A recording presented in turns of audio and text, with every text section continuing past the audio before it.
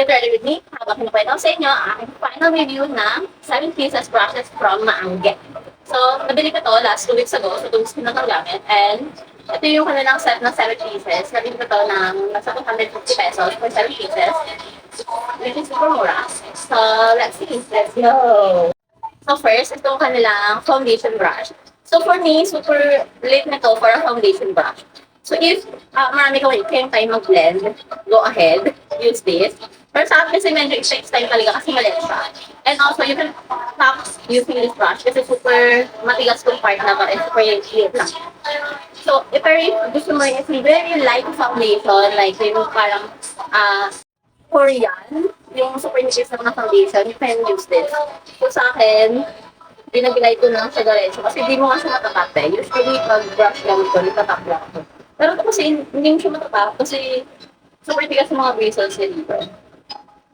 So, it will only take time for you to use this. So, instead of this, I just use my old one. Yung, this is from OBW. So, ito is gamit na gamit ko. And, look at the size difference. So, super liit talaga nito. In fairness, hindi naman ito yung nag-lead ng stroke. Kasi nga lang talaga, super, it really took time para matapos ka dito. Second is, nakalagay doon, meron siya tatlong concealer brush, which is itong tatlo na to. Ito lang yung nagamit ko for concealer. So, mas maliit din to than my previous one. And also, it will look like this. Mas maiksi kasi yung mismong brush nito. And ito, hindi mo talaga siya pwede i-tap-tap sa skin niya.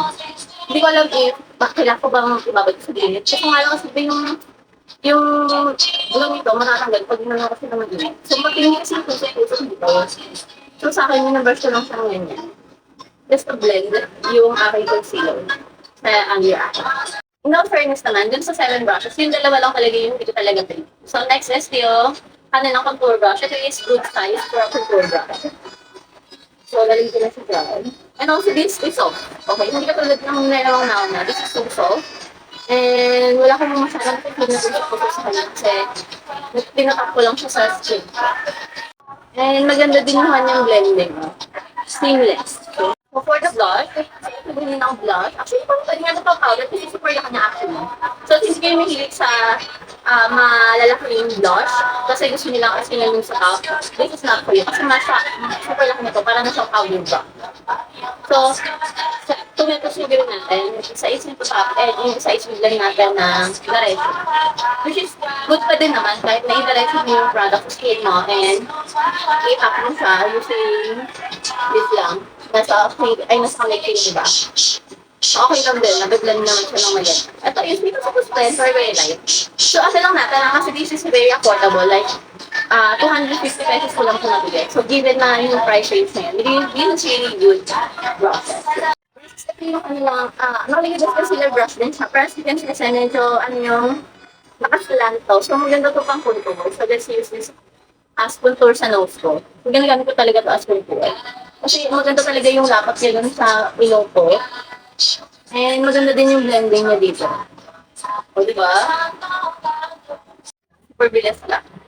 So, for the brush, for eyeshadow, isa lang yung kasama nila. For me, good to for beginner. Kasi, hindi ka na malilito kung yung gagamitin mo. Also, maganda din yung size nito.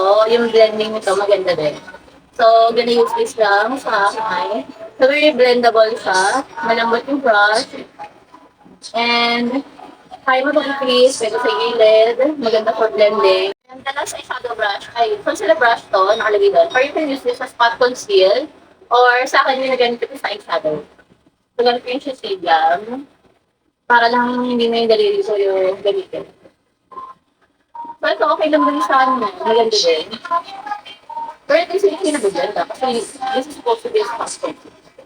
So, all in all, dito sa 7 brushes from Maangge, itong foundation brush and concealer brush yung hindi talaga nagustuhan. And the rest, I really love this. Lalo na itong blush. Kasi as someone na mahilig mag-blush ng medyo malaki, so maganda din to. And all in all, I will rate this as 9 out of 10. Because I really love these 5 brushes from them. Kung gusto nyo pa ng mga ganda content, follow me!